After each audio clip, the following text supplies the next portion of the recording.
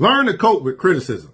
As an aspiring self-made millionaire, you are in the minority. That means you're going to be ridiculed and criticized. The masses rarely understand that inner workers are world-class thinkers, and instead of trying to learn, they often choose to criticize and condemn.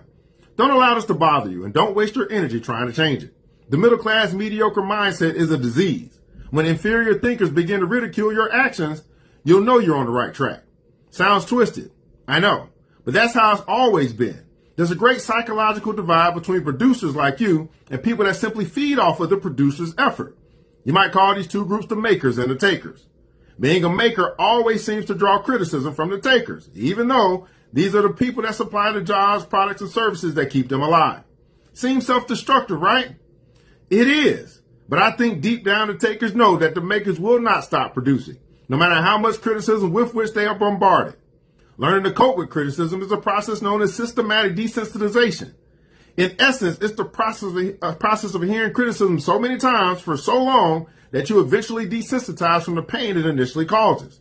Once you desensitize, experiencing criticism is no more than a nuisance, like swatting a fly. It just doesn't matter anymore. And that's the point you have to reach so it loses the power to slow you down.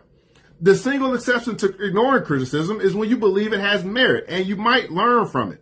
The key is to keep an open mind and consider each criticism as potentially valuable. Learn to cope with criticism.